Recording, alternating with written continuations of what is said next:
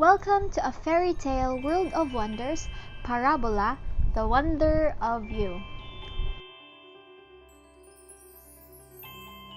Bridge of Luck. Long ago, people thought that the rainbows were magic. Some people believed that a rainbow was a bridge of gods and is used when they wanted to come down to earth. Other people believe that if you could find an entire rainbow where it touched the ground, you would find a pot of gold there. Let's eat! Before families became enchanted with the thrill and convenience of popping TV diners into the oven, before preservatives and allowed food in mass quantities to be processed, preserved, and transported in refrigerated trucks and served up in disposable packaging at fast food franchises for quick consumption on the go to harried, hungry travelers, there were oranges, millions of oranges, fragrantly punctuating the thousands of acres. The first McDonald's restaurant was started in by two brothers.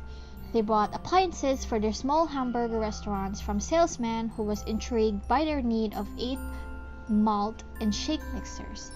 When he visited the brothers to see and how a small shop could sell so many milkshakes, he discovered a simple, efficient format that permitted the brothers to produce a huge quantities of food at low prices. A basic hamburger cost 50 cents, about half the price charged by the competing restaurants. The self-service counter eliminated the need of the waiter and waitresses.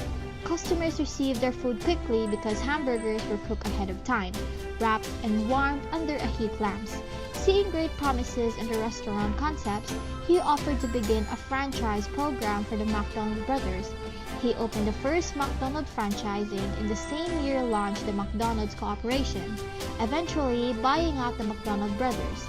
The company's stock began trading publicly and the growth was so swift in that it was said to a new McDonald's opened somewhere in the world every 5 hours.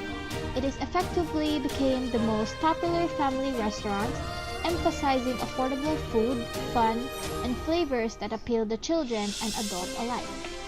The Opera House. Australia, the country of kangaroos, has been in rough times for the past week, especially with the incident that took action last Sunday morning. Sydney's Pride, the Opera House, collapsed after a 9.2 magnitude earthquake hit some areas of the country. Australia, specifically Melbourne, and the country's capital, Sydney. According to the National Police, 20 people were pronounced dead on the scene, while 158 were injured. According to the Australian government, the Opera House is said to be renovated by next week, but it is likely to finish for about 5 years.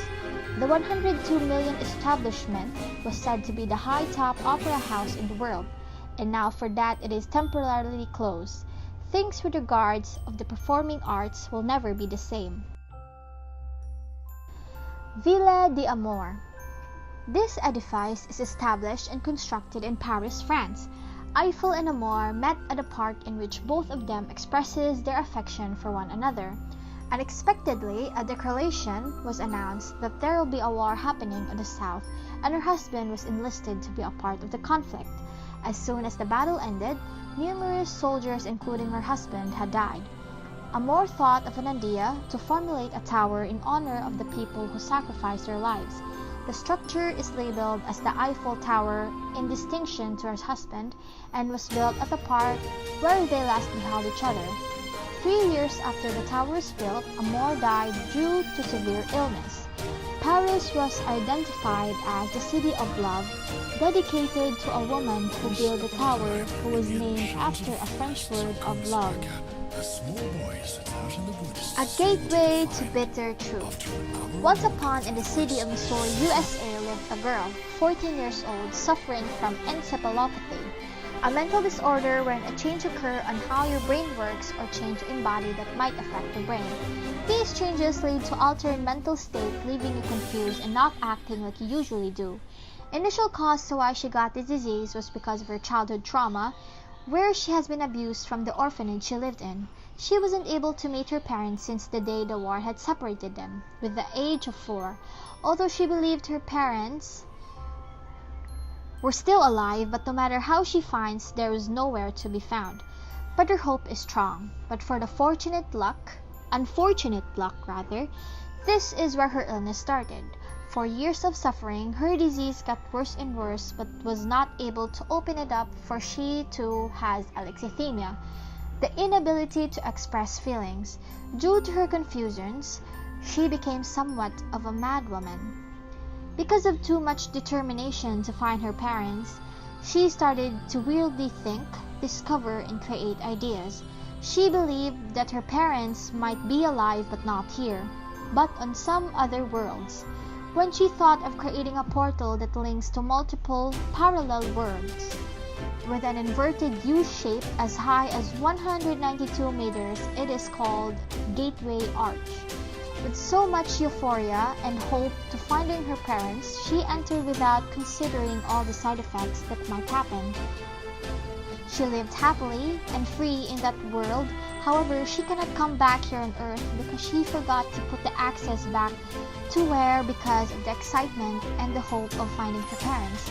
Little did she know that the parents has been longing to meet was the one who's been abusing and been with her in the orphanage.